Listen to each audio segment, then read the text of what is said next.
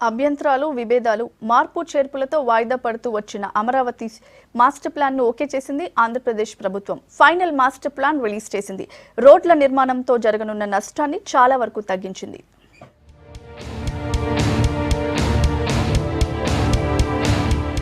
నవ్యాంధ్ర రాజధాని Amaravati final master plan విడుదలైంది.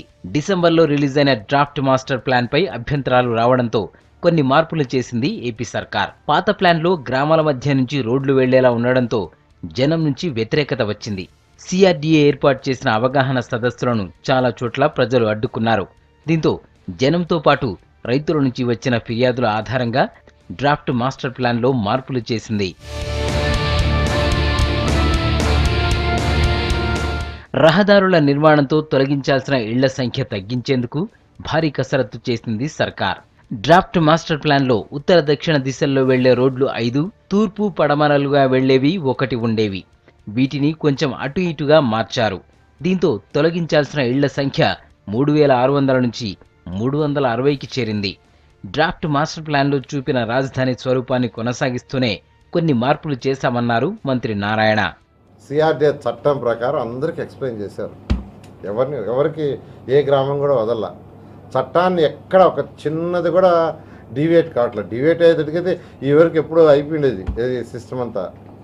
చట్టంలో ఏదైతే పెట్టామో అన్ని డేస్ ఇస్తున్నా ఆ సిస్టమ్. కాబట్టి రామకృష్ణ గారు కూడా తెలుసుకోవాల్సింది ఏంటంటే 29 గ్రామాలు అధికారులు తిరిగినప్పుడే మీరు కూర్చోండొచ్చు, లేదా మేమంతా చూడాలా మాకు ఒకసారి చూపించమన్నా సిఆర్డీఏలో అరేంజ్ చేసేవాడు.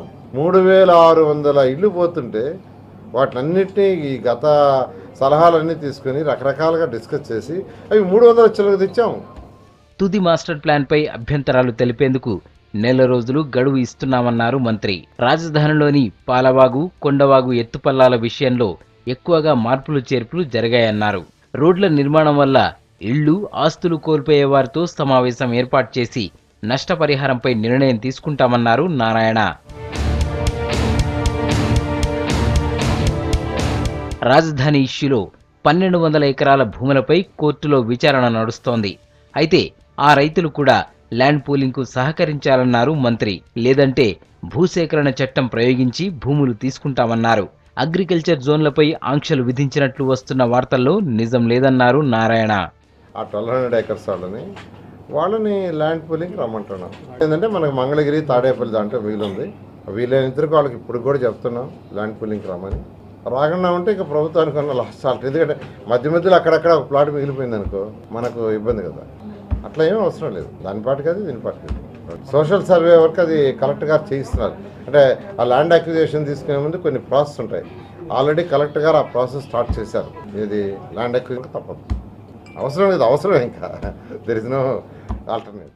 మాస్టర్ ప్లాన్తో భూములు కోల్పోయిన రైతులకు సొంత గ్రామంలోనే ఏప్రిల్ 30లోపు ప్లాట్లు కేటాయిస్తామన్నారు మంత్రి. ఇప్పటికే రాజధానిలో మౌలిక సదుపాయాల నిర్మాణ బిడ్లను దక్కించుకున్న చైనాకు చెందిన GII సంస్థ డ్రైనేజ్, వాటర్, స్ట్రీట్ లైట్స్, రోడ్ల పనులను త్వరలోనే చేపట్టనుందన్నారు మంత్రి.